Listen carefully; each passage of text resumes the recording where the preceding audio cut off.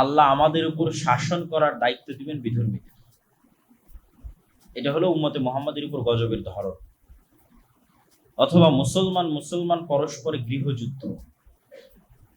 আল্লাহ সুবহানাহু তাআলা প্রায় নবীর সময়ে গজবের স্টাইল চেঞ্জ করেছে। সুতরাং গজব সবসময় একই স্টাইলে আসবে এটা সাধারণত দেখা যায়নি। নূহ আলাইহিস সালাতু ওয়াস সালামকে বন্যায়, তো লূত আলাইহিস সালাতু ওয়াস সালামকে তো বন্যায় নয়। পরবর্তীতে আর কোন নবীর ক্ষেত্রে বন্যা আসেনি, মানে গজবের ফরম্যাটে বন্যা আসেনি। লূত আলাইহিস সালাতু ওয়াস সালামকে শহর উল্টিয়ে দেওয়া হয়েছে। পরবর্তী আর কোন নবীর গজবের ক্ষেত্রে এই ফরম্যাট আসে। হুদ আলাইহিস সালাতু ওয়াস সালামের কওমকে বিকট আওয়াজ, সালেহ আলাইহিস সালাতু ওয়াস সালামের কওমকে ঝড়ো বাতাস, তথা কোন এক নবীর ক্ষেত্রে ঝড়ো বাতাস, কোন এক নবীর ক্ষেত্রে বিকট আওয়াজ। আবার যখন আসহাবুল ফিল আসতো তখন উপর থেকে পাখি দিয়ে পাথর। তাহলে উম্মতে মুহাম্মাদের ক্ষেত্রে কি? উম্মতে মুহাম্মাদের ক্ষেত্রে কি ভূমিকম্প হয়ে মাটির নিচে ধসে যাবে, বন্যা হয়ে ডুবে যাবে? না। উম্মতে মুহাম্মাদের ক্ষেত্রে আযাবের ফরম্যাট হচ্ছে বিধর্মীরা আপনাকে শাসন করবে,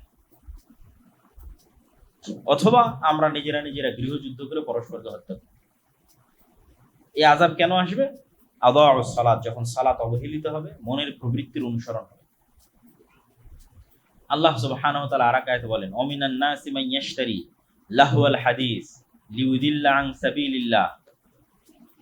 মানুষদের মধ্যে একদল মানুষ আছে যারা লাহওয়াল হাদিস কিনে। লাহওয়াল হাদিসের ব্যাখ্যায় ইবনে কাসির রাহিমাহুল্লাহ বলছেন, প্রত্যেক যে কাজ মানুষকে আল্লাহর স্মরণ থেকে দূরে রাখে তার সবই লাহওয়াল হাদিস। মোবাইলের গেম থেকে শুরু করে, ফেসবুক স্ক্রলিং থেকে শুরু করে, মুভি সিরিজ থেকে শুরু করে, খেলা দেখা থেকে শুরু করে, যে কোনো কিছু যা মানুষকে আল্লাহর স্মরণ থেকে গাফেল করে দেয় তা লাহওয়াল হাদিস। ওমিনান নাসি মান ইয়াশতারি লাহওয়াল হাদিস লিউদিল্লা আন সাবিলিল্লাহ। যারা লাহওয়াল হাদিসে ব্যস্ত হয়ে যায়, বা স্বাভাবিক বাংলা বললে অপ্রয়োজনীয় কথাও কাজে ব্যস্ত হয়ে যায়। মিন হুসনি ইসলামিল মারই তারকু মা লা ইয়ানি। একজন মুসলমানের সবচেয়ে ভালো গুণ কি? যা অপ্রয়োজনীয় তা পরিত্যাগ করে দিবে। কথা অপ্রয়োজনীয় বাদ বলবে না, গীবত, তোহমত, অপবাদ, আড্ডা, কমেন্ট, ফেসবুক অপ্রয়োজনীয় বাদ দিয়ে দিবে। যেটা শোনা অপ্রয়োজনীয় সেটা বাদ দিয়ে দিবে, যেটা দেখা অপ্রয়োজনীয় সেটা বাদ দিয়ে দিবে। পুরো জীবন হবে কি কেন্দ্রিক? পরকাল কেন্দ্রিক, যেটা সবচেয়ে গুরুত্বপূর্ণ। খায়রুন ওয়া আবকা, সর্বশ্রেষ্ঠ এবং চিরস্থায়ী। ওই জীবন তৈরিতে ফোকাস থাকবে, যে আমার পরকালীন জীবন আমি বিল্ড আপ করতেছি, তৈরি করতেছি। এখানে আরো একটা জিনিস আমরা এই আলোচনার সাথে সম্পৃক্ত করতে চাই, সেটি হচ্ছে মানুষ সৃষ্টির পিছনে আল্লাহর তাৎপর্য, মহত্ব, ইচ্ছা এবং উদ্দেশ্য। ওয়াইদ ক্বালা রাব্বুকা লিল মালাইকাতি ইন্নী জাইলুন ফিল আরদি খলিফা ক্বালু আতাজআলু ফিহা মান ইউফসিদু ফিহা ওয়া ইয়াসফিকুদ দিমা ওয়া নাহনু নুসাব্বিহু বিহামদিকা ওয়া নুকদ্দিসু লাক। আল্লাহ ফেরেশতাদের ডেকে বললেন, আমি পৃথিবীতে নতুন প্রতিনিধি তৈরি করতে চাই, পৃথিবীর প্রতিনিধি, পৃথিবীর দায়িত্বশীল। এতদিন পৃথিবীর প্রতিনিধি ছিল জিনেরা। তো ফেরেশতারা বললেন, আপনি পৃথিবীতে এমন দায়িত্বশীল পাঠাবেন যারা আবারও ফিতনা, ফাসাদ, রক্তপাত ঘটাবে, জিনদের মতো। আল্লাহ বললেন, অথচ আমরা আপনার তাসবিহ এবং তাহলিল পাঠ করছি। তাসবিহ এবং তাহলিল পাঠ তো আমরা করছি, তাহলে নতুন সৃষ্টির কি প্রয়োজন? আল্লাহ বললেন, আমি যা জানি তোমরা তা জানো না। তো তারপরের ঘটনা আপনাদের জানা, সেই ঘটনার সামারি কি? আল্লাহ সুবহানাহু ওয়া তাআলা মানুষকে জ্ঞান দিলেন, স্বাধীন ইচ্ছা শক্তি দিলেন। এই জ্ঞান আর এই স্বাধীন ইচ্ছা শক্তির মাধ্যমে মানুষ পৃথিবীর আর অন্য সকল সৃষ্টি জীব থেকে আলাদা হয়ে গেল। এটাই মানুষকে পশু থেকে আলাদা করে। মানুষ যদি শুধু খায়, ঘুমায় এবং খেলতামাশায় মত্ত থাকে, তাহলে ওই মানুষ এবং আর একটা পশুর মধ্যে কোনো পার্থক্য নাই। একটা গরু, একটা ছাগল, একটা কুকুর এবং একটা শ্রীগালের মধ্যে কোনো পার্থক্য নাই। পার্থক্য তখনই তৈরি হবে যখন আমরা এই আল্লাহর সৃষ্টি রহস্যকে মাথায় রাখবো, যে জ্ঞান এবং স্বাধীন ইচ্ছা শক্তির মাধ্যমে মানুষ কুকুরের থেকে আলাদা, মানুষ শ্রীগালের থেকে আলাদা, গরুর থেকে আলাদা। কেন? মানুষকে জ্ঞান দেওয়া হয়েছে, স্বাধীন ইচ্ছা শক্তি দেওয়া হয়েছে। এই জ্ঞান এবং স্বাধীন ইচ্ছা শক্তিকে কাজে লাগিয়ে মানুষ সবচেয়ে নিকৃষ্ট হতে পারে, আবার এই জ্ঞান এবং স্বাধীন ইচ্ছা শক্তিকে কাজে লাগিয়ে মানুষ ফেরেশতাদের চেয়েও শ্রেষ্ঠ হতে পারে। জিনদের চাইতে, ফেরেশতাদের চাইতে, পৃথিবীর সকল সৃষ্টিজীবের চেয়ে শ্রেষ্ঠ হতে পারে যখন সে আল্লাহ সুবহানাহু ওয়া তাআলার ওই দায়িত্বের সাথে নিজেকে অ্যালাই করে যে আমি আসলেই আল্লাহ সুবহানাহু ওয়া তাআলা আমাকে পৃথিবীর দায়িত্ব দিয়েছে, আমি সেই দায়িত্বপ্রাপ্ত, আমার জীবনের একটা উদ্দেশ্য আছে। এবং এই দায়িত্বের সবচেয়ে বড় প্রমাণ কি? আল্লাহ সুবহানাহু ওয়া তাআলা আসমান এবং জমিন এবং তার মধ্যে যা কিছু আছে সবকিছুকে মানুষের অধীনস্থ করে দিয়েছে। সুবহানাল্লাযী সাখখারা লানা হাযা, আমাদের অধীনস্থ। আসমান বৃষ্টি বর্ষণ করে আমাদের জন্য, জমিন ফসল উৎপাদন করে আমাদের জন্য, নদী প্রবাহিত হয় আমাদের জন্য, মৌমাছি মধু সংগ্রহ করে আমাদের জন্য, আমাদের আশেপাশে যা আছে সব আমাদের সেবা এবং আমাদের খেদমতে নিয়োজিত। কেন আমরা এই পৃথিবীর দায়িত্বশীল, পৃথিবীর দায়িত্বপ্রাপ্ত, পৃথিবীর নেতা। এই সব সৃষ্টি আমাদের কাছে আমানত। তো এই যে আল্লাহ সুবহানাহু ওয়া তাআলার মহৎ উদ্দেশ্য এবং তাৎপর্য, এইটার শত্রু হচ্ছে ইবলিস। সে চায় মানুষকে তার মৃত্যুর কথা ভুলিয়ে দিতে, পরকালের কথা ভুলিয়ে দিতে এবং আল্লাহর স্মরণ থেকে মানুষকে গাফিল করে দিতে।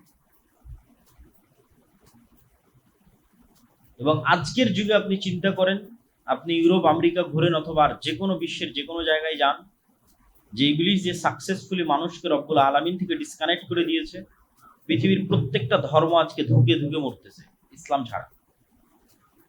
কেউ যায় না চার্চে, কয়জন যায়? কেন শয়তান এমন সব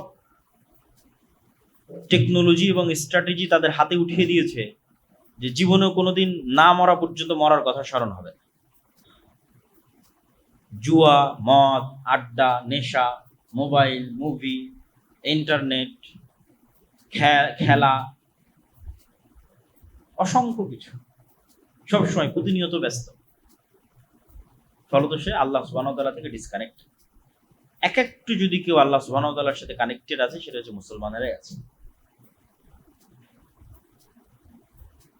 কিন্তু দুঃখজনক হলেও সত্য যে আমরা এই জিনিসগুলোকে খুব লাইটলি, হালকা ভাবে নিই, যে না, ইসলাম এত কঠোর, বিশ্বকাপ খেলা দেখতে দিবে না, বিশ্বকাপ খেলার গল্প করতে দিবে না, একটা পতাকা ঝুলাতে দিবে না, এত কঠোর তো ইসলাম নয়। হুজুরেরা ইসলামকে এত কঠোর করেছে। কিন্তু আমরা হালাল হারামের প্রশ্নে যাচ্ছি না, আমরা যাচ্ছি মানুষের জীবনের লক্ষ্য এবং উদ্দেশ্য। মানুষের জীবনের লক্ষ্য উদ্দেশ্য কি একটা টিমের খেলার জেতায় হাততালি দেওয়া? মানুষের জীবনের লক্ষ্য উদ্দেশ্য কি জমি বিক্রি করে পতাকা টাঙানো? মানুষের জীবনের লক্ষ্য উদ্দেশ্য কি সালাতে না উঠা, তাহাজ্জুদে না উঠা যখন রব্বুল আলামিন ডাকে, কিন্তু খেলা দেখতে উঠা? মানে মানুষের জায়গা কোথায় ছিল আর মানুষ নেমে গেছে কোথায়?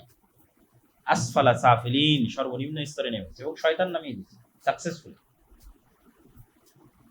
এবং এখান থেকে অন্তত কিছু না বোঝা গেলেও একটা জিনিস বোঝা যায় যে দাজ্জালের সকল আলামত জানার পরেও, দাজ্জালের কাফের পড়ার পরেও মানুষ পাগলের মতো দাজ্জালের অনুসরণ করবে।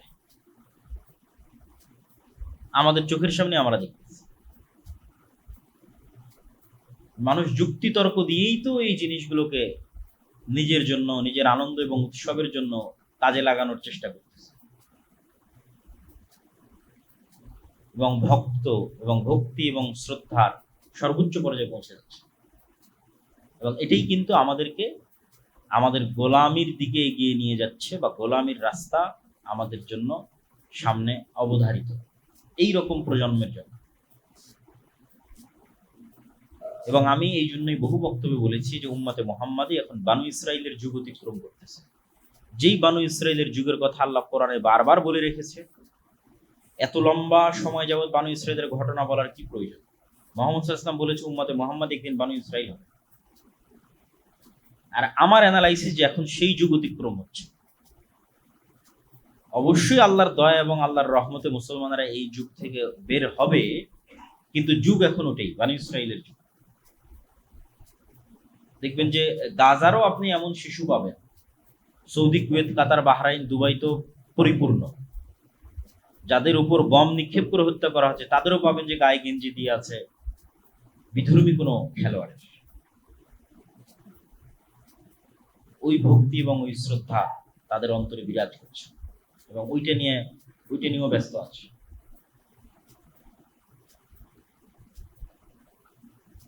তো আমরা যতক্ষণ আমাদের জীবনের লক্ষ্য এবং উদ্দেশ্য ঠিক না করতে পারবো এবং আমাদের পরবর্তী প্রজন্মকে তাদের জীবনের লক্ষ্য এবং উদ্দেশ্য কোথায় সেটি না দেখাতে পারবো, কাজের অভাব নাই, এত কাজ, বিশেষ করে উম্মতে মুহাম্মাদির কাজের অভাব নাই। কেন আমরা মাজলুম, আমরা নির্যাতিত, আমাদের সময় নষ্ট করার সুযোগ নাই, অসংখ্য কাজ পড়ে আছে, কিছুই নাই। এই একটা বাংলাদেশের মতো যে রাষ্ট্র, এই রাষ্ট্রেরই স্বাধীনতা এবং সার্বভৌমত্বের কোনো গ্যারেন্টি নেই। বাংলাদেশের মাটিতে বসে এখন একদল মানুষ বক্তব্য দিচ্ছে যে পলাশবাড়ির মতো জায়গায় বিশ্ববৃহৎ যে মন্দির নির্মাণ হচ্ছে, মূর্তি নির্মাণ হচ্ছে, ওইটা নির্মাণে যারা বাধা দিচ্ছে তাদেরকেই বাংলাদেশ থেকে বের করে দেওয়া হবে, তথা মুসলমানদেরকে বাংলাদেশ থেকে বের করে দেওয়া হবে। তো বাংলাদেশেরই তো স্বাধীনতা এবং সার্বভৌমত্বের কোনো গ্যারেন্টি নেই এবং এই জিনিসগুলোকেও ছোট হিসেবে দেখার সুযোগ নাই। কেন ছোট হিসেবে দেখার সুযোগ? সবসময় বলি যে অন্য আর একটা জাতি কি করছে আর আপনি কি করছেন, এটার তুলনা। কেন সে বিজয়ী হবে না আর কেন আপনি পরাজিত হবেন না? যদিও বাঙালিদের সাথে রাম কেন্দ্রিক অথবা রাম নবমী কেন্দ্রিক যে সংস্কৃতি, এটির খুব একটা চর্চা নাই, কলকাতার হিন্দুদের মধ্যেও ছিল না। সবচেয়ে বড় করে যে পুজো উদযাপিত হয় পশ্চিমবঙ্গে সেটা হচ্ছে দুর্গা পূজা। দুর্গা, কালী, সরস্বতী, এগুলো হচ্ছে বাঙালিদের, হিন্দুদের উদযাপিত দেবদেবীর নাম। আর রাম, কৃষ্ণ, বিষ্ণু এগুলো যে উত্তরপ্রদেশের, রাজস্থানের, অযোধ্যার ওই সমস্ত অঞ্চলের হিন্দুদের কালচার। দুর্গাপূজা যেইভাবে পশ্চিমবঙ্গের হিন্দুরা উদযাপিত করে, রামনবমী কিন্তু এইভাবে উদযাপিত করে না, বরং অনেক ছোট পরিসর হয়। এখন পলিটিক্যাল কারণে হচ্ছে। তো বিজেপির যে উত্থান, এই উত্থানের সাথে পলিটিসাইজ করা হয়েছে, জয় শ্রীরাম স্লোগানকে পলিটিসাইজ করা হয়েছে, রাজনীতিকরণ করা হয়েছে। এই জন্য কোনো একজন হিন্দু যখন, বাঙালি হিন্দু বিশাল করে দুর্গার মূর্তি তৈরি না করে রামের মূর্তি তৈরি করে, তখন সেটা পলিটিক্স, তখন সেটা বিজেপির সম্প্রসারণবাদী চিন্তার অংশ। যখন কোনো বাঙালি হিন্দু বাংলাদেশে বসে জয় শ্রীরাম স্লোগান দেয়, তখন বাংলাদেশকে ভারতের অন্তর্ভুক্ত করার প্রজেক্টের অংশ। কিন্তু ওই একই সময় আমাদের যুবকেরা কি করতেছে? মুসলমান যুবকেরা ওই সময় খেলতামাশায় মাত্র আছে। এই জায়গায় হচ্ছে আফসোস। এইভাবেই কিন্তু জাতির অধপতন হয় এবং জাতি তার স্বাধীনতা সার্বভৌমতা হারিয়ে ফেলে। স্পেন যেমন হারিয়ে ফেলেছে, স্পেনের মুসলমানেরা। বাগদাদ যেমন হালাকুখা চেঙ্গিস খানের হাতে ধ্বংস হয়ে গেছে, ঠিক এই সেম প্রসেসে ধ্বংস, যে প্রসেসের মধ্যে দিয়ে আমরা যাচ্ছি। আমরা সকল ওই আলামত এবং ওই চিহ্নগুলো পূরণ করছি জাতি হিসেবে, প্রজন্ম হিসেবে। যেই চিহ্ন, যে আলামতগুলো পূরণগুলো একটা জাতি গোলামে পরিণত হয়, এটা জাতির স্বাধীনতা এবং সার্বভৌমত্ব থাকে। এবং এখানে এই পয়েন্টে আমাদের আরো একটা বিষয় মনে রাখতে হবে, যে মুসলমানেরাই সবচেয়ে বেশি আন্তরিক ছিল 47-এর পূর্বে, 1905-এর পূর্বে, যে উভয় বঙ্গ এক থাক এবং ভারত বা পাকিস্তানের অন্তর্ভুক্ত না হয়ে আলাদা রাষ্ট্র হোক। কিন্তু যারা কট্টর হিন্দুত্ববাদী বাঙালি ছিল, তারাই মূলত স্বদেশ আন্দোলনের নামে, আমার সোনার বাংলা গানের নামে, এবং তাদের মতো আর যত কবি এবং সাহিত্যিক আছে, তারা উভয় বাংলাকে এক রাখতে চেয়েছে, স্বাধীন হিসেবে নয়, ভারতের অধীনস্থ হিসেবে। তখনই শেরে বাংলা একে ফজলুল হক এবং হোসেন শহীদ সোহরাওয়ার্দী, তাদের মধ্যে শত মতভেদ থাকলেও তখন তারা সিদ্ধান্ত নিল যে না, এটা হলে আমরা আগে যে ডাবল কলোনির অধীনে ছিলাম, দুইটা কলোনি, একটা কলোনি ব্রিটিশ, আবার ব্রিটিশরা সব দায় দায়িত্ব দিয়ে রেখেছিল হিন্দু জমিদার, তাহলে আমরা হচ্ছে 3 নাম্বার। আমাদের উপরে 2টা কলোনির স্তর আছে, আমাদের উপরে আছে হিন্দু জমিদাররা, তার উপরে আছে ব্রিটিশ ইংরেজরা। এই 2টা কলোনির বিরুদ্ধে ফাইট করেছে আমাদের বাপদাদারা 190 বছর, যখন আমাদের জমি জায়গারও স্বীকৃতি ছিল না। 1905 সালে কম দুঃখে এই বঙ্গের মুসলমানেরা বাংলাকে আলাদা করার জন্য আন্দোলন করে। 1947 নয়, তারও আগে এই বাংলার মুসলমানেরা চিন্তা করেছিল যে না, আমরা হিন্দুদের সাথে থাকতে পারবো, হিন্দু জমিদারদের সাথে আমাদের পক্ষে থাকা সম্ভব নয়, থাকলে মাজলুম অবস্থায় থাকতে হবে। সুতরাং বাঙালি পরিচয়ের নামে, কলকাতার বাঙালি সংস্কৃতির নামে যে উভয় বাংলাকে এক করার একটা প্রবণতা, এইটা আমাদের বাপদাদাদের 190 বছর যে দুইটা কলোনির বিরুদ্ধে তারা লড়াই করেছে, হিন্দু জমিদারদের বিরুদ্ধে এবং ব্রিটিশ ইংরেজদের বিরুদ্ধে, তার বিরুদ্ধে অবস্থান। এবং এটা গভীর ষড়যন্ত্র। তো এই ষড়যন্ত্রের মোকাবেলা আপনি জ্ঞান, পড়াশোনা, যুক্তি তর্ক, সচেতনতা এগুলো ছাড়া করতে পারবেন। আর যত সময় নষ্ট এবং অকাজে আমাদের সময় ব্যয় হবে, অকাজে আমাদের অর্থ এবং শ্রম ব্যয় হবে, তত আমরা আমাদের এই জায়গাগুলো হারিয়ে ফেলব। যে জায়গায় ইহুদিরা এগিয়ে আছে, যে জায়গায় হিন্দুরা এগিয়ে আছে পথভ্রষ্ট হওয়ার পর, সেই জায়গায় সত্য এবং সঠিক পথে থাকার পরও মুসলমানরা শুধু শয়তানের প্ররোচনায় পা দিয়ে পিছিয়ে পড়ছে। এখানে আর দুই একটা হাদিস বলে আমার এই পয়েন্টের আলোচনা শেষ করব। রাসূলুল্লাহ সাল্লাল্লাহু আলাইহি ওয়াসাল্লাম বলেন, ইগতানিম খামসান ক্বাবলা খামসিন, পাঁচটা জিনিসের পূর্বে পাঁচটা জিনিসকে মূল্যায়ন করো। শাবাবাকা ক্বাবলা হারামিক, বয় বৃদ্ধ হওয়ার পূর্বে যৌবনকালকে মূল্যায়ন করো। সিহহাতাকা ক্বাবলা সাকামিক, অসুস্থ হওয়ার পূর্বে সুস্থতাকে মূল্যায়ন করো। ওয়া গিনাকা ক্বাবলা ফাকরিক, আর হাতে যখন টাকা আছে তখন সেই টাকাকে মূল্যায়ন করো দরিদ্র হওয়ার পূর্বে। ওয়া ফারাগাকা ক্বাবলা শুগলিক, আর ব্যস্ত হওয়ার পূর্বে হাতে যে ফাঁকা সময় আছে, অবসর সময় আছে, এটাকে মূল্যায়ন করো। ওয়া হায়াতাকা ক্বাবলা মাউতিক, আর মৃত্যু আসার পূর্বে জীবনকে মূল্যায়ন করো। তথা এই সব জিনিসগুলো আমাদের সময়ের গুরুত্ব তুলে ধরে এবং আমাদের যৌবনকালের গুরুত্ব তুলে ধরে। রাসূল সাল্লাল্লাহু আলাইহি সাল্লাম বলেন, লা তাযুলু কাদামা আবদিন ইয়াউমাল কিয়ামা হাত্তা ইউসালা আন উমরিহি ফিমা আফনাহু। কিয়ামতের মাঠে মানুষকে পাঁচটা প্রশ্নের মুখোমুখি হতে হবে। তার সময় কোথায় পার করেছে, জ্ঞান অনুযায়ী কি কাজ করেছে, সম্পদ কোথায় থেকে অর্জন করেছে এবং সম্পদ কোথায় ব্যয় করেছে, এবং তার শরীরকে কোন কাজে ক্ষয় করেছে। ওই যে যৌবনকাল, সময়, বয়স, এটাকে কোথায় সে ব্যয় করেছে। তো সময়ের প্রশ্নে মানুষকে জবাবদিহিতার মুখোমুখি হতেই হবে।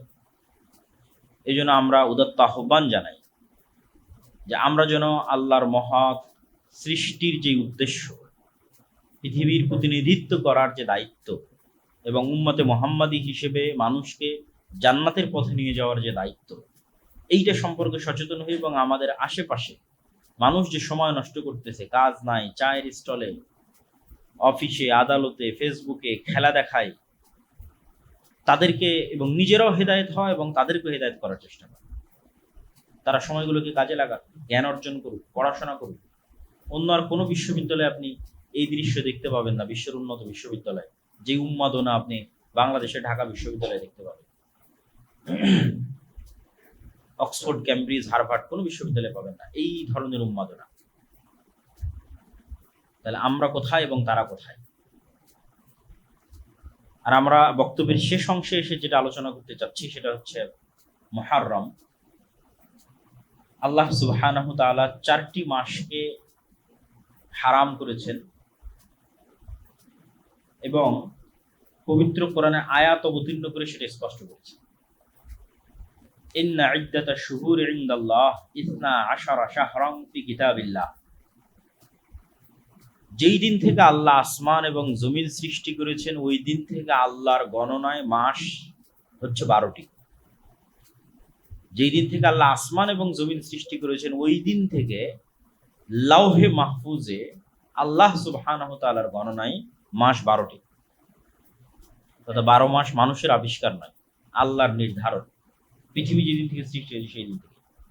মিনহা আরবাআতুন হুরুম, আর ওই দিন থেকে 4টা মাস হারাম।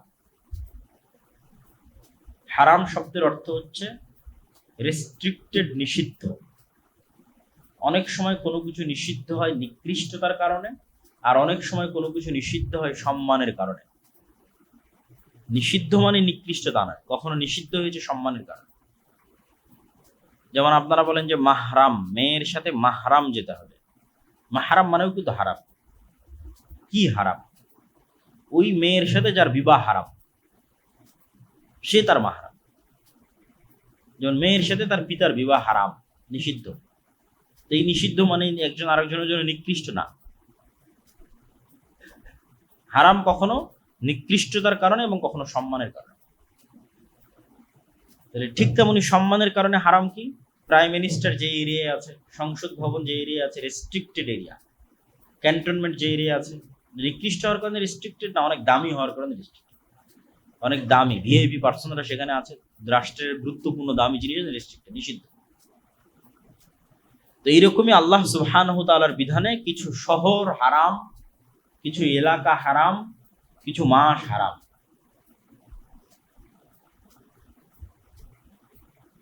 তো আল্লাহ সুবহানাহু তাআলার নির্ধারণে যেই মাসগুলো হারাম তার মধ্যে একটি গুরুত্বপূর্ণ মাস হচ্ছে মুহররম। পরপর 3 মাস, যুলকায়দা, যুলহিজ্জা এবং মুহররম। তো এই হারাম মাসগুলোর সম্মান হচ্ছে, হারাম মাসে যুদ্ধ বিগ্রহ নিষিদ্ধ। যুদ্ধ বিগ্রহ নিষিদ্ধ মানে নিজে থেকে শুরু করা নিষিদ্ধ। এটাই হারাম মাসের সম্মান, যে কোনো মুসলিম শাসক, কোনো মুসলিম খলিফা এই 4 মাসে নিজে থেকে যুদ্ধ স্টার্ট করতে পারবে না, বরং তার কোনো যুদ্ধ বন্ধ করার ক্ষমতা থাকলে বন্ধ করবে এই 4 মাসে। আর যদি যুদ্ধ চাপিয়ে দেওয়া হয়, তথা আমার উপর কেউ হামলা করতেছে, তখন তার কিছু করার নাই। তখন আল্লাহ অনুমতি দিয়েছে যে ঠিক আছে, যতটুকু তোমাদের উপর জুলুম হচ্ছে তোমরা ততটুকু জুলুমের প্রতিবাদ করো। কিন্তু নিজে থেকে হারাম মাসে যুদ্ধ শুরু করা যাবে, মারামারি, গন্ডগোল, ফাটাফাটি শুরু করা যাবে, শান্তি বিরাজ রাখতে হবে। এবং এই বিধান মক্কার মুহাম্মদ সাল্লাল্লাহু আলাইহি ওয়াসাল্লাম আসার পূর্বের কাফেররা অনুসরণ করত। কাফের মুশরিকদের কাছে হারাম মাসের গুরুত্ব ছিল। আর হারাম এরিয়া হচ্ছে মক্কা এবং মদিনা। মক্কাকে হারাম করেছে ইব্রাহিম আলাইহিস সালাতু ওয়াস সালাম, মদিনাকে হারাম করেছে মুহাম্মদ সাল্লাল্লাহু আলাইহি ওয়াসাল্লাম। তো মুহররম মাসের 10 তারিখ, আশুরা মানে দশম, 10th, আরবিতে 10-এর আরবি হচ্ছে আশারা, 10। ওইটাকে যখন দশম যুক্ত করা হয়েছে তখন আরবিতে হচ্ছে আশুরা, দশম দিন। 10 থেকে দশম, তাহলে আশারা থেকে আশুরা, 10 থেকে দশম, মুহররম মাসের দশম দিন। তো মুহররম মাসের দশম দিনের কি গুরুত্ব? এমনি অসংখ্য জয়ীফ হাদিস আছে, জাল হাদিস আছে, যে সবকিছুই মুহররম মাসের 10 তারিখ। আল্লাহ পৃথিবী সৃষ্টি করেছে এই দিনে, পৃথিবী ধ্বংস হবে এই দিনে, আদম সৃষ্টি করেছেন এই দিনে, এরকম অসংখ্য কিছু রিওয়ায়াত আছে যেগুলো সরাসরি নির্ভরযোগ্য সূত্রে প্রমাণিত না। নির্ভরযোগ্য সূত্রে প্রমাণিত কি? নির্ভরযোগ্য সূত্রে প্রমাণিত একটাই, সেটা হচ্ছে ইয়াউমা নাজাল্লাহু সুবহানাহু তাআলা ইয়া বানি ইসরাঈল আযকুরু নি'মাতি আল্লাতী আন'আমতু আলাইকুম। হে বানু ইসরাইল, স্মরণ করো আমার নিয়ামতের কথা। ওয়াইজ নাজ্জাইনাকুম মিন আলি ফিরআউন ইয়াসুমুনাকুম সুআল আযাব ইযাববিহুনা আবনাআকুম ওয়া ইস্তাহইউনা নিসাআকুম ওয়া ফি যালিকুম বালাউম মির রাব্বিকুম আযীম। স্মরণ করো সেই দিনের কথা যেই দিন আমি তোমাদের ফিরআউন থেকে মুক্তি দিয়েছিলাম। ফিরআউন কি করতো? ইয়াসুমুনাকুম সুআল আযাব, নিকৃষ্ট আযাব দিত তোমাদের।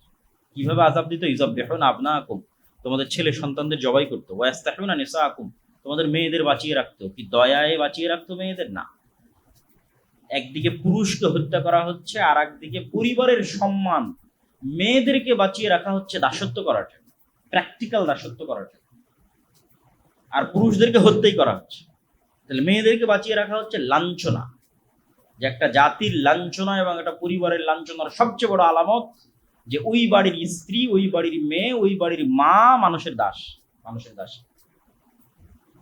রিযাববিহুনা আবনাআকুম, তোমাদের পুরুষদের হত্যা করেছে। ওয়াস্তাহইউনা নিসাআকুম, তোমাদের মেয়েদের বাঁচিয়ে রাখা হচ্ছে দাস হিসেবে। এই ভয়ঙ্কর শাসকের নাম হচ্ছে ফিরআউন। আমি মুক্তি দিয়েছি। ওয়াইজ ফারাকনা বিকুমুল বাহরা, সমুদ্রকে চিরে দিয়েছি তোমাদের জন্য, যেন তোমরা ফিরআউনের কবল থেকে মুক্তি পাও। ওয়া আগরাকনা আলা ফিরআউন, আর ফিরআউনকে ডুবিয়ে দিয়েছি এই সমুদ্রে। এটা পৃথিবীর ইতিহাসে যতগুলো বড় ঘটনা আছে তার মধ্যে বিশাল বড় ঘটনা হচ্ছে বানু ইসরাইলের মুক্তি পাওয়া আর ফিরআউনের ডুবে যাওয়া,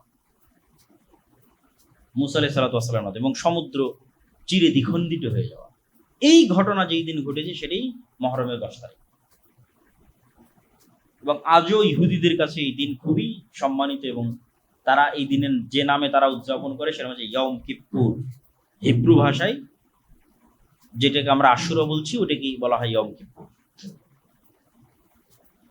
তো রাসূলুল্লাহ সাল্লাল্লাহু আলাইহি ওয়াসাল্লাম যখন মদিনায় গেলেন, তখন মদিনার ইহুদিরা এই দিনে সিয়াম পালন করত। তখন রমজানের সিয়াম আসেনি। তো রাসূল সাল্লাল্লাহু আলাইহি ওয়াসাল্লাম বললেন, তোমরা কেন এই দিনে সিয়াম পালন করো? তো বললো এই ঘটনা। তো আল্লাহ নবী বললেন, ফানাহনু আহাক্কু ওয়া আওলা বিমূসা মিনকুম। বলছে মুসার খুশিতে খুশি হওয়ার হকদার তোমাদের চাইতে আমি বেশি। কেন মুসা যেই তাওহীদের দাওয়াত দিত, যেই সিরাতে মুস্তাকিমের দাওয়াত দিত, এবং যেই ধারাবাহিক নবুয়তের ধারাবাহিকতায় মুসা, তারপরে আরো পরে ঈসা আলাইহিস সালাম, সেই ধারাবাহিকতায় আমি মুহাম্মদ সাল্লাল্লাহু আলাইহি ওয়াসাল্লাম। তাহলে মূলত মুসা আলাইহিস সালামের সকল কষ্টে কষ্ট পাওয়ার এবং সকল খুশিতে খুশি হওয়ার মূল হকদার হচ্ছে আমি। কেন তোমরা এখন নামে মুসা আলাইহিস সালামের অনুসারী, কিন্তু কাজে পথভ্রষ্ট, অভিশপ্ত। তো রাসূল সাল্লাল্লাহু আলাইহি ওয়াসাল্লাম সিয়াম পালন করলেন এবং ইহুদিদের বিরোধিতার খাতিরে একদিন আগে অথবা একদিন পরে আরেকটা সিয়াম তিনি অতিরিক্ত করে দিলেন। 10ম দিনের আগে 9 তারিখ অথবা 10ম দিনের পরে 11 তারিখ, যাতে আহলে কিতাব তথা ইহুদিদের থেকে মুসলমানের ইবাদত একটু হলেও আলাদা হয়। তো রাসূলুল্লাহ সাল্লাল্লাহু আলাইহি ওয়াসাল্লাম দুটো হাদিস, আফজালুস সিয়াম বা'দা রমাদান শাহরুল্লাহিল মুহাররম, রমাজানের পরে আল্লাহর নিকটে সবচেয়ে শ্রেষ্ঠ সিয়াম হচ্ছে মুহররম মাসের সিয়াম। আর আরেকটা হাদিসে রাসূল সাল্লাল্লাহু আলাইহি ওয়াসাল্লাম বলেন, সিয়াম ইয়াউমা আশুরা আহতাসিবু আলাল্লাহ আইয়ুকাফিরা সানাতাল্লাতী ক্বাবলাহ। আমরা কিছুদিন পূর্বে আরাফার সিয়াম রেখেছিলাম 1 বছর আগের এবং 1 বছর পরের গুনাহ, আর রাসূল সাল্লাল্লাহু আলাইহি ওয়াসাল্লাম এটাতে বলছেন আশুরাতে 1 বছর পূর্বের গুনাহ। আল্লাহ সুবহানাহু ওয়া তাআলা আশুরার একদিন সিয়ামে মানুষের 1 বছরের পূর্বের গুনাহ ক্ষমা করে দিবেন। কিন্তু দুঃখের বিষয় হচ্ছে এই আশুরাকে নিয়ে আমাদের সমাজে অনেক আকীদাগত বিভ্রান্তি আছে, আর এই বিভ্রান্তির একটা ঘটনাও আছে কাকতালীয়। সেটি হচ্ছে হুসাইন রাদিয়াল্লাহু তাআলা আনহুর মৃত্যু। হাসান এবং হুসাইন রাদিয়াল্লাহু তাআলা আনহুমার প্রতি ভালোবাসা ঈমানের অঙ্গ, আলী রাদিয়াল্লাহু তাআলা আনহুর প্রতি ভালোবাসা ঈমানের অঙ্গ, সকল সাহাবীদের প্রতি ভালোবাসা ঈমানের অঙ্গ। আল্লাহর নবীর পরিবার পরিজনের প্রতি বিদ্বেষ পোষণ করা কাফের হওয়ার আলামত, মুনাফিক হওয়ার আলামত। কিন্তু মুহাম্মদ সাল্লাল্লাহু আলাইহি ওয়াসাল্লামকে যেমন যিশু খ্রিস্টের জায়গায় বসানো যাবে না, ঠিক তেমনি মুহাম্মদ সাল্লাল্লাহু আলাইহি ওয়াসাল্লামের কোনো সাহাবীকেও যিশু খ্রিস্টের জায়গায় বসানো যাবে না। যিশু খ্রিস্টকে তথা ঈসা আলাইহিস সালামকে খ্রিস্টানরা কোথায় বসিয়েছে? এমন উঁচুতে নিয়ে চলে গেছে যে সারা পৃথিবীর সব মানুষের গুনাহ নিয়ে ঈসা আলাইহিস সালাম মারা গেছে, নাউজুবিল্লাহ। এই জন্য ঈসা আলাইহিস সালামের মৃত্যুকে উদযাপন করা, কাছাকাছি ওই সেম থিওরিতে চলে গেছে একদল বিভ্রান্ত মুসলমান হুসাইন রাদিয়াল্লাহু তাআলা আনহুর মৃত্যুকে নিয়ে। অথচ হুসাইন রাদিয়াল্লাহু তাআলা আনহুর চেয়ে অবশ্যই শ্রেষ্ঠ আশারায়ে মুবাশশার বিল জান্নাহ, জান্নাতের সুসংবাদ প্রাপ্ত 10 জন সাহাবী। অন্তত তার নিজের পিতা আলী রাদিয়াল্লাহু তাআলা আনহু তো অবশ্যই শ্রেষ্ঠ। তো যারা জান্নাতের সুসংবাদ প্রাপ্ত এবং তাদের মধ্যে যে 4 জন খলিফা, তাদেরকেও অনেককেই হত্যা করা হয়েছে। ওমরকে হত্যা করা হয়েছে, ওসমানকে হত্যা করা হয়েছে রাদিয়াল্লাহু তাআলা আনহু। তাদের হত্যা উম্মতে মুহাম্মাদির জন্য যতটা ক্ষতিকর, ওই সময়ের জন্য যতটা ব্যথার, দুঃখের এবং কষ্টের ছিল, হুসাইন রাদিয়াল্লাহু তাআলা আনহুর হত্যা দুঃখের এবং কষ্টের, কিন্তু তুলনা করা সম্ভব নয়। তাহলে হুসাইন রাদিয়াল্লাহু তাআলা আনহুর হত্যায় যদি শোক পালন করতে হয়, তাহলে আবু বকর, ওমর, উসমান, আলীর হত্যাতেও তো তার চেয়ে বেশি শোক পালন করতে হবে, আর তার চেয়ে বেশি শোক পালন করতে হবে মুহাম্মদ সাল্লাল্লাহু আলাইহি ওয়াসাল্লামের মৃত্যুতে। কিন্তু ইসলাম তো শোকের ধর্মই নয়, ইসলাম শোকের দিন নয়। সর্বোচ্চ স্বামীর মৃত্যুতে মানুষ শোক পালন করতে পারে 4 মাস 10 দিন, সর্বোচ্চ। সেখানে যুগ যুগ যাবৎ আমরা একটা বিভ্রান্ত আকিদাকে লালন করে, যেই দিনে মূলত মুসা আলাইহিস সালাতু ওয়াস সালামের মুক্তিতে খুশি হয়ে সিয়াম পালন করার কথা, সেই দিনকে আমরা তাজিয়া মিছিল এবং বিভিন্ন কিছু, এবং আশুরা মুহররমকে, যেটা শরীয়তে ছিল, মানুষ জানেই না যে আশুরা মুহররম মানে মুসা আলাইহিস সালাতু ওয়াস সালামের মুক্তি। সবাই জানে আশুরা মুহররম মানে হোসেন রাদিয়াল্লাহু তাআলা আনহুর হত্যা। এইটা হচ্ছে পলিটিক্স। শিয়া এবং সুন্নিদের যে দ্বন্দ্ব, এটার শুরুটা পলিটিক্স থেকে, রাজনীতি থেকে। এবং গল্প বলাতে যেহেতু তারা বেশি এক্সপার্ট, উপন্যাস লিখতে বেশি এক্সপার্ট পারস্যরা, ফলত হৃদয় বিদারক এই গল্পকে অনেক হাইলাইট করে হৃদয় বিদারক অসংখ্য সাহিত্য তৈরি হয়েছে। বাংলাতেও অসংখ্য সাহিত্য তৈরি হয়েছে এবং এটাকে একটা কালচারে রূপান্তর করা হয়েছে। এবং এটাকে শোক পালন, এই দিনে শোক পালন করাকে এবং নিজের উপর জুলুম করাকে ইবাদত বানানো হয়েছে, যেটার সাথে ইসলামের ন্যূনতম সম্পর্ক নেই। মানুষ নিজের গায়ে আঘাত করবে ছুরি দিয়ে, হাজার হাজার মানুষ রক্তাক্ত করবে নিজের মাথাকে, কষ্ট দিবে নিজেকে, এর সাথে ইসলামের ন্যূনতম সম্পর্ক নেই। এগুলো সম্পূর্ণরূপে হারাম। মানুষ নিজেকে কখনোই কষ্ট দিতে পারে না, ইসলামে নিষিদ্ধ। লা তুলকু আইদিকুম, তোমরা নিজেদেরকে তাহলুকা, স্বেচ্ছায় ধ্বংসের দিকে নিক্ষেপ করিও না, আল্লাহর আদেশ। এবং আত্মহত্যাও ইসলামে হারাম। এগুলো কাছাকাছি আত্মহত্যার মতো প্রবণতা। তো এই ধরনের বিভ্রান্ত এবং ভ্রান্ত আকিদা থেকে বের হয়ে এসে আমাদের আশুরা মুহররমের সঠিক আকিদা এবং সঠিক বিশ্বাস লালন করতে হবে। হ্যাঁ, হুসাইন রাদিয়াল্লাহু তাআলা আনহু যেমন আলে বাইতের অংশ, আয়েশা রাদিয়াল্লাহু তাআলা আনহাও আলে বাইতের অংশ। আলী ইবনে আবি তালিব রাদিয়াল্লাহু তাআলা আনহু রাসূল সাল্লাল্লাহু আলাইহি ওয়াসাল্লামের এক চাচা, আবু তালেবের সন্তান। তো রাসূল সাল্লাল্লাহু আলাইহি ওয়াসাল্লামের তো আরো চাচা আছে, আব্বাস ইবনে আব্দুল মুত্তালিব, হামজা ইবনে আব্দুল মুত্তালিব, তাদের সন্তানেরা কই? তাদের সন্তানেরও আলে বাইতের অংশ। আব্দুল্লাহ বিন আব্বাস এবং তাদের পরিবার আলে বাইতের অংশ। তাহলে শুধু একজনকে যদি আমি সম্পূর্ণরূপে আলাদা করে নিই, আলী রাদিয়াল্লাহু তাআলা রাসূল সাল্লাল্লাহু আলাইহি ওয়াসাল্লাম মাত্র এক মেয়েকে বিবাহ করেছে, আর ওসমান রাদিয়াল্লাহু আনহু দুই মেয়েকে বিয়ে করেছে। তো রাসূল সাল্লাল্লাহু আলাইহি ওয়াসাল্লামের দুই মেয়েকে বিয়ে করার পর ওসমান রাদিয়াল্লাহু আনহু হয়ে গেল আমার কাছে ঘৃণার পাত্র। আর এক মেয়েকে বিবাহ করার কারণে আমি তাকে হাইলাইট করে উপরে নিয়ে যেতে যেতে যেতে যেতে কেউ কেউ ইলাহ, আল্লাহ বানিয়ে ফেলেছে আলী রাদিয়াল্লাহু তাআলা। তাহলে এই তুলনাগুলো থেকেই তো বোঝা যায় যে এটার মধ্যে কোথাও না কোথাও গ্যাপ আছে, ভুল ত্রুটি আছে। যদি আল্লাহর নবীর পরিবারের প্রতি ভালোবাসা হয়, তাহলে যিনি আল্লাহর নবীর দুই মেয়েকে বিয়ে করেছে ওসমান রাদিয়াল্লাহু তাআলা, উনি তো বেশি ভালোবাসার পাত্র। যদি আল্লাহর নবীর মেয়ের জামাই হিসেবে বেশি ভালোবাসার পাত্র, তাহলে এই জিনিসগুলো আসলে লজিক্যালি টিকে না, বরং এগুলো প্রত্যেকটাই মূলত পলিটিক্স। হ্যাঁ, এটা ঠিক যে যেই মুহূর্তে হুসাইন রাদিয়াল্লাহু তাআলা আনহুকে হত্যা করা হচ্ছে, ওই মুহূর্তের শাসক ইয়াজিদ, কিন্তু উমাইয়াদের দারুল খেলাফা হচ্ছে দামেস্ক। আর নিহত হচ্ছেন হুসাইন রাদিয়াল্লাহু তাআলা আনহু ইরাকে। ইরাক থেকে সিরিয়ার দূরত্ব ভালোই, এবং মধ্যে মরুভূমি থাকায় যাওয়ার রাস্তা অনেক ক্রিটিক্যাল। ফোরাত নদীর তীর ধরে ঘুরে যেতে হয়। ইব্রাহিম আলাইহিস সালাতু ওয়াস সালাম যখন ইরাক থেকে সিরিয়াতে হিজরত করেছিলেন, তখনও ওনাকে এইভাবে ঘুরে আসতে হয়েছে। তো শাসক আছে দামেস্কে, সরাসরি তার পক্ষ থেকে হত্যার আদেশের প্রমাণ ইতিহাসে পাওয়া যায় না। বায়াত যেন না নিতে পারে, আত্মসমর্পণ যেন করে, আমার হাতে এসে যেন বায়াত নাই, এই রকমের আদেশ আছে। কিন্তু মূল কালপ্রিট এখানে হচ্ছে কুফার মানুষেরা, যারা মুনাফিকি করেছে, যারা তাকে অনেক উৎসাহ দিয়ে মদিনা থেকে নিয়ে গেছে, আসেন আমরা আপনার পাশে থাকবো, অমুক করব তমুক করব, কিন্তু যাওয়ার পর আর পাশে নাই। তো মূল কালপ্রিট হচ্ছে আহলে কুফা, কুফার তৎকালীন যারা মানুষ, যারা তাকে দাওয়াত দিয়ে উস্কিয়ে মদিনা থেকে বের করে নিয়ে এসেছে কুফায়, কিন্তু যখন কুফায় এসেছে তখন আর সাথ দেয়।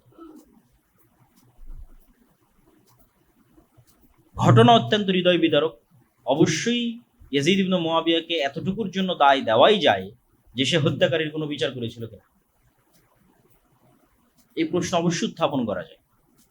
এই জন্য আহলুস সুন্নাত ওয়াল জামাতের পক্ষ থেকে শাইখুল ইসলাম ইবনে তাইমিয়া বলেছেন, ইয়াজিদ ইবনে মুআবিয়া না প্রশংসার যোগ্য না নিন্দারও যোগ্য। নিন্দা করেও আমরা গুনাহের ভাগিদার হতে রাজি নই, প্রশংসা করেও কেন সে সাহাবী নয়, আলাদা করে তার প্রতি আমাদের কোনো জিম্মেদারিও নয়। কিন্তু এইটার কারণে তার পিতা মুআবিয়া রাদিয়াল্লাহু তাআলা আনহুকে দায় দেওয়া, তখন তিনি পৃথিবীতে নাই, উনি অনেক আগে পৃথিবী থেকে চলে গেছেন। মুআবিয়া রাদিয়াল্লাহু তাআলা আনহু আরেক সাহাবীর সন্তান, যে আবু সুফিয়ান, মুআবিয়া ইবনে আবি সুফিয়ান। আবু সুফিয়ান হচ্ছে আবু জাহালের পরে মক্কার কুরাইশদের নেতা। আবু সুফিয়ান রাদিয়াল্লাহু তাআলা আনহু মক্কা বিজয়ের সময় ইসলাম গ্রহণ করেন।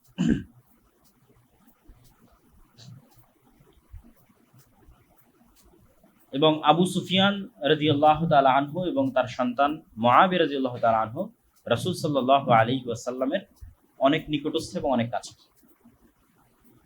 যারাই পূর্বে কাফের থেকে মুসলমান হয়েছে, তাদের কারো প্রতি বিদ্বেষ রাখার সুযোগ নাই। তার পূর্বের কাফের অবস্থার কারণে কি জন্য সুযোগ নাই? ওমর রাদিয়াল্লাহু তাআলা আনহু তো পূর্বে কাফের ছিলেন, মুশরিক ছিলেন, রাসূল সাল্লাল্লাহু আলাইহি ওয়াসাল্লামের শত্রু ছিলেন। খালিদ বিন ওয়ালিদ এক যুদ্ধে মুহাম্মদ সাল্লাল্লাহু আলাইহি ওয়াসাল্লামের বিরুদ্ধে বিজয় অর্জন করেছে, উহুদের যুদ্ধে। পরে খালিদ বিন ওয়ালিদ তো সব যুদ্ধে মুসলমানদের নেতৃত্ব দিয়েছে। আজ যতদূর পর্যন্ত মুসলমানদের সীমানা সবই খালিদ বিন ওয়ালিদের অবদান।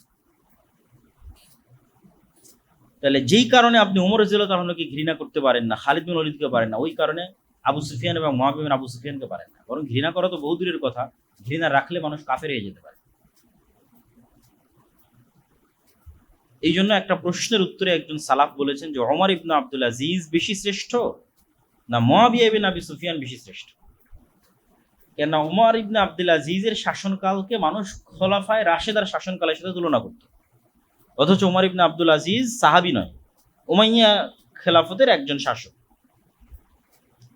তখন একজন সালাফে সালিন উত্তরে বলেছেন যে ওমর ইবনে আব্দুল আজিজের সারা জীবনের আমল আর মুআবিয়া ইবনে আবি সুফিয়ানের একটা সিজদা যারা রাসূল সাল্লাল্লাহু আলাইহি ওয়াসাল্লামের সাথে দিয়েছে, দুইটার তুলনা হবে না।